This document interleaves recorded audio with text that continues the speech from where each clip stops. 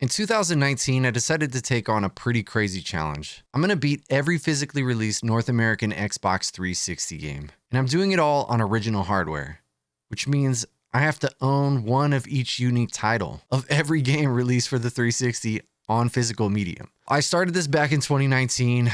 I got a little sidetracked. I fell into speedrunning, retro games. I did some speedruns of TMNT and Ninja Gaiden on the NES, amongst other things. But that's getting into the weeds already. I don't want to get too off track. I've decided now I'm going to do monthly recap videos of what I accomplished in the month. But to do that, I feel like I should catch everybody up on what I've done so far. The first game that I beat was Afro Samurai. Afro Samurai was a game that I had beaten before. I had played it before this challenge. It's a really good action platformer game. I feel like doing this, I kind of feel like reading Rainbow. Reading Rainbow. It's weird. Reading Rambo? Is reading Rambo a thing? I feel like it should be. Afro Samurai is incredible if you've never played it. It's a pretty straightforward action platformer. You have horizontal and vertical attacks. There's parries. There's all sorts of things. It's fantastic. The music is amazing. The music alone is worth the price of admission. If you want a full review on this game, I actually did do a full review. It's fantastic. I highly recommend. The second game was Alice Madness Returns. I cannot say enough good things about this game. This still so far, I'm on game 41 right now. This game so far is still my favorite game that I've played. And it's because it does a ton of random things. Like it's a third person action RPG, I guess. I say I guess because you do get weapons that you can upgrade and you upgrade them as you want. Like you can just decide I want to upgrade this weapon because it's what you use the most. So you can kind of cater your play style to the weapons, or you can cater your weapons to your playstyle rather. But the art direction is fantastic. The combat's not super intense. It's not crazy. It's nothing to really write home about, but it's really good. It's just really well done. The environments are beautiful, but my favorite part of the whole game is the fact that each environment is very visually unique. In each environment, they actually give Alice a dress that matches that environment. Like they fully design her outfits to match the location that you're in. And it's those little things, but then that's not even all. There's tons of random times where the game turns into a 2D platformer. It'll turn into a shmup. There's a moment where you stomp around as Giant Alice and just wreck everything. You're just stomping through things and kicking and squishing the car. It's really fun. My favorite random part was the fact you get to play a little mini game thing. It's not a mini game. You play as a baby doll head. You're going through these obstacle course type things. I don't know, it kind of reminded me of Toy Story meets Little Big Planet. It's bizarre in all of the best ways, but yes, Alice Madness Returns I could gush about all day. We got a lot of games to go over though. I can't get too sidetracked. Next was Lost Planet 2. It's actually really good. It's Starship Troopers again. The first one takes place in the snow. This one takes place in the jungle. It's very much a Starship Troopers style game. You can play online together. I wonder if the servers probably don't even exist anymore, but the game is actually very fun. Next was Dragon's Dogma, Dark Arisen. Now, I'm going to be honest, I beelined through this game. At this point in the journey, I felt like I had so many games ahead of me that I wasn't really just stopping to smell the roses. Sniff again. So I beelined through this game, and it was fun. So I can't really speak too much about it other than I do remember getting very frustrated at the fast travel system. And the way it worked is you had to have crystals to fast travel and you had to place them in advance, which meant you had to know in advance that you would want to go back there. I didn't even use them because I never knew when I would actually have to go back to an area. It would require a lot of foresight. Either that or I just was really bad at paying attention, which I'll be honest, I kind of am. So anyways, from what I understand, they rectified that in later editions, but whatever. Then I did Gears of War 1. This is the triple pack. I've only done Gears of War 1 so far, so still have 2 and 3. But I think I might save the rest of the Gears of War and the Halo games for the end of the challenge. I might just cap it all off with Gears of War and Halo. We'll see. But Gears of War 1, if you don't know about it, it's amazing. You should probably do yourself a favor. Also, maybe you've been living under a rock because it pretty much defined cover shooters in all the best ways. Next was Dark Messiah, Might and Magic. This game is kind of like a simple Oblivion style game. You know, you have magic, you have melee. You can pretty much choose the style of gameplay that you want. It's open, but it's a little more curated. It's not as crazy as something like Oblivion. It did have problems. From what I understand, these problems don't occur on PC, but I did have problems where I soft locked myself. Levers wouldn't work, or I'd killed a boss in a weird way and it kind of glitched everything out. So there were times I had to start over. There were times I had to start over. Fun game though. I just got a little frustrated with the random glitches. I keep hitting my headphones here. Then I beat BioShock. It was my first time playing BioShock 1. Prior to this, I had only ever beaten BioShock 2. Amazing, amazing, amazing game, amazing environment, amazing art direction, the sound. Everything about this game is pretty fantastic. Before this, before this 2 was my favorite in the series because it was the only one I played. Then we did Dead Rising 1. I have a soft spot for Dead Rising 1, even though the constant timers going down give me a little bit of anxiety. Like that feeling of constantly being against the clock stresses me out a little bit. I do love running around and killing zombies, and it's just silly. It's just a silly game. Fable 2. This is my first time beating Fable 2 also. It improves upon everything in the first one. If you like Fable 1, you'll probably like Fable 2. I've never played Fable 3. Is there a Fable 3? There is, right? I should know these things. I'm living on an island right now. Anyways, I don't have to explain myself. Fable 2, amazing. Dead Space. It was my first time playing Dead Space. Very much enjoyed this game. The sound design in Dead Space is probably the best on the console. Now, I also soft locked myself in Dead Space, so I'm starting to think maybe it's me. Like it's a real possibility that it's me and that it's not the game's fault. I was pushing the bodies into the doors and making the doors close on the bodies because if you shoved a bunch of them in there, they would disappear. Eventually it got to a point where I don't know what happened, but it wouldn't let me interact with any switches. And luckily it was early on in the game, so I just stopped shoving things into doorways, which saying that out loud, it's definitely a me problem, but I'm having fun. Then I did Fallout New Vegas. This is my first time playing Fallout New Vegas as well. Well, first time beating Fallout New Vegas. I played it when it first came out, but I never actually beat the game. Fantastic. I mean, the Fallout series clearly speaks for themselves. It's post-apocalyptic Elder Scrolls. What's not to love? Then we did Walking Dead Season 1. Another fantastic game. I didn't think I'd have the patience for what's basically a visual novel. It's not as actiony as I tend to play, but it's really good. Fantastic from beginning to end. Definitely looking forward to Season 2. Earth Defense Force 2017. This is another Starship Troopers style game, I guess. You're just a little Marine guy. You fight giant bugs and robots and alien spaceships. Find new weapons as you play. You get armor upgrades. It's kind of just mindless fun. There's many of these games. They're all very good, but they're very budget. It's like B game at best.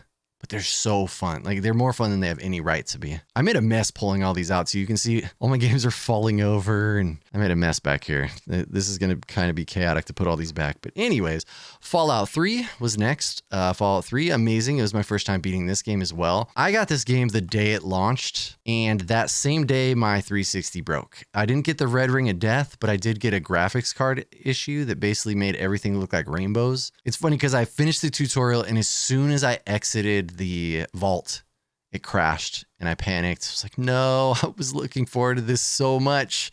So I went out and bought another 360, even though I could not afford it at the time, but I felt like I had to play this game.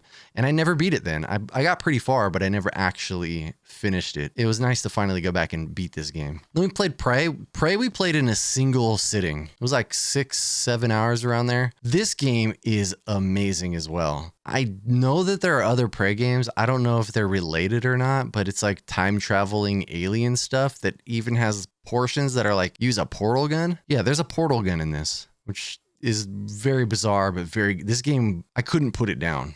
Fantastic game. It was Call of Duty 2. My favorite Call of Duty game before it got too crazy. I know it's very old man, get off my lawn. I'm not ashamed. I played a ton of it online. I think I'd beaten the campaign back then, but I don't remember for sure because I was just so into online multiplayer. It was a lot of this and Gears of War. Still my favorite Call of Duty, but the online multiplayer was for sure my favorite. Then was the first long RPG, Lost Odyssey. This game is beautiful. I know a couple people that this is in their top 3, if not maybe top 5 RPGs of all time. It's made by Mistwalker Studios. A lot of ex-Final Fantasy people worked on this game. It's very much a Final Fantasy game. Like this is a Final Fantasy game without the name. And it's a really, really good story. I was actually fully engaged in the story in this. I wanted to read all the things and listen to all the memories and watch everything I could because the story's just that good. Now, there was a moment I got a little mad at the game, but it was a me problem. I was not using a mechanic that they introduced to me. I just glossed over it, didn't pay attention. There was a whole mechanic that I didn't use. And then when I discovered that I didn't use it, the game got a lot more fun and a lot easier. But yeah, Lost Odyssey. Condemned Criminal Origins. I always want to say oranges. The scariest oranges, the criminal ones. Fantastic game, a great horror game, an Xbox exclusive. It's a first-person hand-to-hand combat style. You do get guns, but the ammo is very limited. Check it out. Then I did Soul Calibur 4. The requirements for this challenge is just to beat the game. I don't have to do any DLC. I don't have to do unlockables. The goal is just to get credits. So I beat it with one character. I beat it with Talum. She's my favorite. It took me like 9 minutes. I might go back and beat it with all the characters if I'm feeling crazy, but it's not required. I beat this game even if it was just with one character. 2 is still my favorite Soul Calibur. I mean, Soul Calibur 4 is fine, but 2 is peak. Soul Cal 2 is peak. Then we did Dante's Inferno. This game is almost like a fever dream. It's like a Devil May Cry, God of War, but it's Dante's Inferno. You're fighting through the levels of hell, going through the sins, and like the character design in this game is insane. There was one point you fight a monster that has tongues for nipples. You heard me right. Tongues for nipples. The game is bizarre, but very, very good. It's not a very long game, but I guarantee if you haven't played it, you will enjoy it from beginning to end. It's pretty straightforward and just fun. It's just enjoyable. Then I played my first Dark Souls game that I ever beat. So I'd never played a Dark Souls game. So this is my first Dark Souls. I had played Demon Souls a little bit on the PS5 when they re-released it. I tried Elden Ring briefly. None of them really stuck. I enjoyed them, but I didn't really get sucked in. I think I was too distracted. So forcing me to play the game and forcing me to play 2, which from what I understand is most people's least favorite in the series, and I loved it. I actually really enjoyed this game, and I feel like it gets a lot of unnecessary hate. People complain about the level design, and then it's like a lot of tricking you into deaths, which is that it's the series, but apparently people are not happy with a lot of things about this game, and I thought it was great. I didn't want to stop playing it. Very, very fun. So I'm looking forward to, I think Dark Souls 3 I have to play as well. I don't think 1 is on 360, but I think 3 is. And from what I understand, 3 is the best. So I think it worked out. I did them in the right order. We'll find out. Time will tell. Then I did the Devil May Cry HD collection, which initially I just beat Devil May Cry 1 and then got distracted and played other games and then came back and decided to finish up Devil May Cry 2 and 3. It's Devil May Cry. I mean, 3 is the best one for sure. 2 is fine. 2 gets a lot of hate. It's not great. 2's not great, but it was still fun. They were all fun. Then we did Tony Hawk's Project 8, which I feel like they tried to do too much in this game. It had its moments, like it wasn't bad, but it's not a game I would be like, hey, if you've never played a Tony Hawk game, you should play this one. It's not that. There's a lot of times where it just got frustrated. It felt like bad game design. It felt like they were just trying to do too many things in one game. And maybe had they waited a generation, they might have been able to pull it off, but it didn't really work out on the 360. Look at that dude. He's skating. Look at him. Look at him go. He's skating around. Is he going to go into the wall? Is the wall going to stop him? The suspense is killing me. Next was Halo. The Halo Combat Evolved Anniversary. Oop, as it falls out of its little... It's trying to slip away. It's Halo. What's not to love? It's super well done. I did beat Halo 1, and then I was like, crap, I should probably save the rest of these for the end of the challenge and finish off with like a Halo series. So I might replay Halo 1 and just do them all at the end. We'll see, but I'm definitely not playing any more Halo games until we're near the end of the challenge. So, you know, when I'm like in my 60s and retired, because this challenge is going to take a while. But then we did Red Dead Redemption. Red Dead Redemption is my first time beating this game as well. Fantastic game. You're riding around in the wilderness. I feel like the game was a little bit longer than it probably needs to be just because of all of the riding around in the middle of nowhere, but it's really fun. Also, I get why if they spent that much time building this world, I get why they might want to force you to navigate that world and go find things and make it feel like this living, breathing thing. I've never played Red Dead Redemption 2. I know it's fantastic, I'm sure, but yes, amazing game. Then we did Crackdown. It's basically superhero Grand Theft Auto where you level up whatever you use. So if you shoot people a lot, you'll level up your shooting. If you punch them, you'll level up your hand-to-hand combat. You get better at jumping and faster, and your driving can get better. Your explosives can get better. It's really just like a really fun, mindless superhero Grand Theft Auto style game. Next, this was the longest game to beat. Sonic Ultimate Genesis Collection. This game alone took me 136 streams. 136 streams. I did beat every Genesis game that's on the collection. I did not beat any unlockables. There are 9 games you can unlock that are arcade and Master System games. I just stuck to the Genesis games because I felt like if I force myself to beat unlockables, where does that stop? Like, then do I have to do New Game Plus? I felt like opening a crazy can of worms, and already this game 136 streams. But I'm glad I did, because I might be the only person who's actually beaten every Genesis game on this disc. I know a lot of people have done just the achievements. The achievements don't take that long, but beating every Genesis game proved to take a while. I did save scum through a couple of them, but most of them I beat completely legit.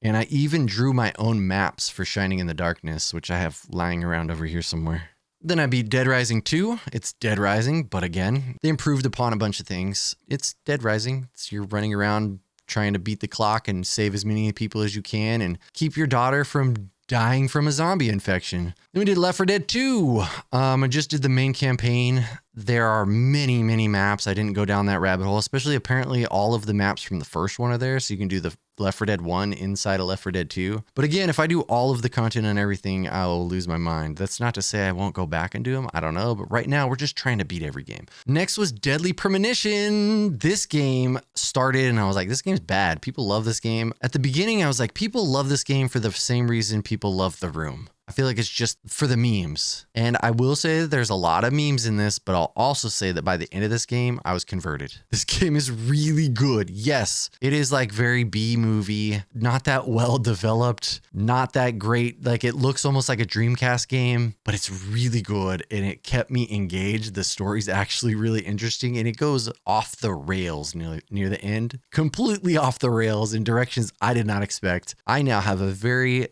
big fondness for this, but don't take my word for it. But you don't have to take my word for it. I'm telling you, I'm feeling, this is Reading Rainbow vibes all day. Then I did Alien Isolation, which raised my cortisol levels drastically. I was stressed out the entire time, but I'm glad I beat it. There were moments playing this game, I was like, I'm never actually going to beat this game because 1, I'm bad at sneaking, and 2, I am stressed out. But I did. I beat it. Hooray. And I never have to play it again, but it's actually really good. And I might just play this for fun. Then I played my first Portal game, which I started with Portal 2. And a lot of people are like, if you ever played Portal 1, you should play Portal 1 first. But the person that requested a game requested Portal 2, and that's the one that got picked. I'm not mad that I played this one first. It's really good. Sure, I don't have context for the first Portal, but I figured if Quentin Tarantino can tell stories backwards, then there's no reason why I couldn't start with Portal 2 and still enjoy Portal 1. And it didn't matter that I didn't have all of the context of the first game. I still really enjoyed this game because I just like puzzles. Next was Shrek Forever After. This game,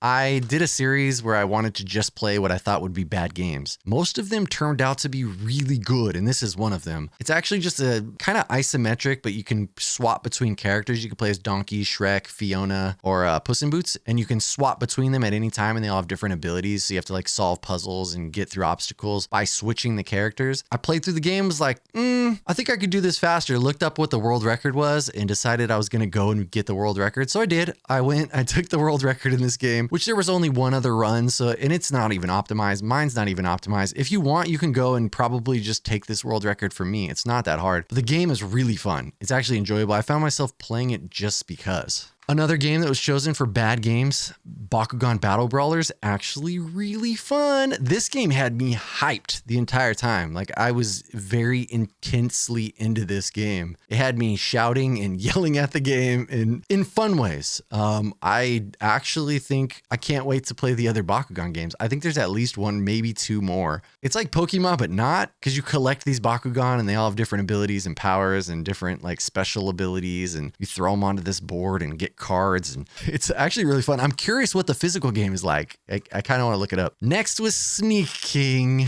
I mean, what's to say about Sneak King? You literally hide and surprise people with food right before they're about to starve, not to death, but they will get dizzy and pass out. Right when they're about to pass out, they're like, it's too much. You're like, surprise, here's food. And then they're all excited. You don't always have to jump out of things. You can just sneak up behind them, but you get more points if you jump out of things. This game actually was way harder at times than I thought it was going to be. There's at least 1 or 2 levels in each area, 1 or 2 missions rather, in each level that were actually pretty difficult. And it was another one of those like Dead Rising things where you're racing against the clock and you can't be seen. And it stressed me out, but I'm glad it's done. Then we did 2 Worlds. 2 Worlds is like trying to ride the coattails of Oblivion. They're like, all right, we can do this. Let's make an Oblivion style game. It's not a bad game, but it's not a great game. This feels like it was a really bad port. It's, from what I understand, a lot of the problems that occur on this are because it's just ported poorly. Like they made it for PC and apparently it runs way better on PC, and it's not a bad game, but it runs like at 15 frames a second. Luckily the console, to alter things, you can open up a console and type in to turn things off like shaders and draw distance, and it helps a bunch to be able to play it. But yeah, it's not fantastic. I think if you were gonna play this, I would honestly just recommend you play it on PC. Then it was Cabela's Big Game Hunter. It's a Cabela's game. I'd never played a Cabela's game before. It's a hunting game. You run around and hunt things, and then eventually you got to hunt like the special one. Like, oh, we're out in the woods and there's this one very majestic version of this animal. I guess we have to kill it. It's a weird premise. It seems like we should probably not kill the like one that's super majestic. I don't know. What do I know? I don't know anything about hunting. I don't really have a dog in the fight. I got dogs here though. They don't fight. They're lazy. Probably hear them every once in a while. But yeah, it was just weird. I felt weird killing the most pretty version, and that was the goal. Next was Cars 2.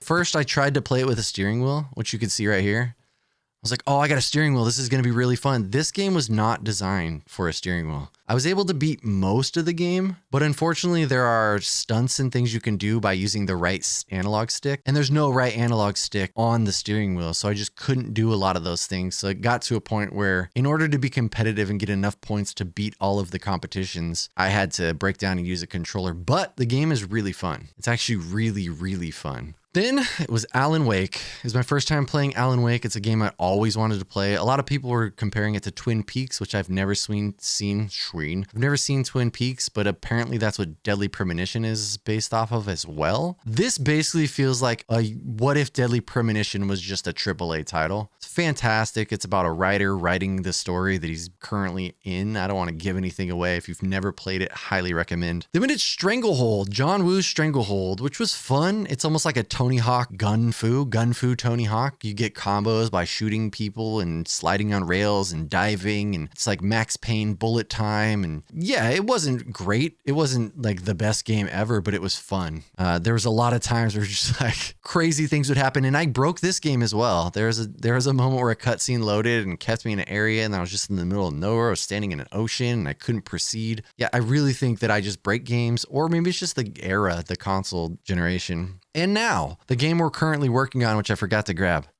Currently working on Blue Dragon. This is the game I'm actively playing. I'm on disc 3. I think I'm near the end. From what I understand, I might be on the final dungeon. It's really good so far. So I had played this game actually probably around game 7 or so, but I was running past enemies and I got to a point where you couldn't go back and you couldn't farm XP. So I basically soft locked myself because I was too underleveled to beat the bosses. So this was my revenge revisit, and now we're almost done with the game. It's beautiful. It's fantastic. Akira Toriyama did the art. The music's amazing. It's got the same composer as Mario RPG, I think, and a lot of the Final Fantasy games. This is by the same studio who did Lost Odyssey, and it's really, really good. I might beat this game this month. And then I don't know. Basically, when we beat a game, whoever's around, you can suggest games for me to play, and we put them into marbles on stream, and whatever game gets chosen, gets chosen. I do know I kind of came to the realization recently that I hadn't really thought about it, that at some point for the 360 challenge, I have to learn the guitar because I have to play Rocksmith.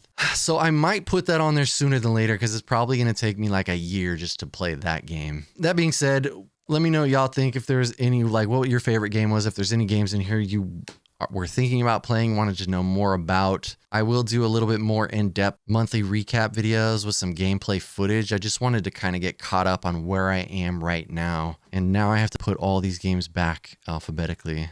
Let's go fix things. because I made a mess. But yeah, maybe I'll see you on stream. Have a good day, or don't. I'm not your real dad. Honestly, if you made it this far, do the things. Bye.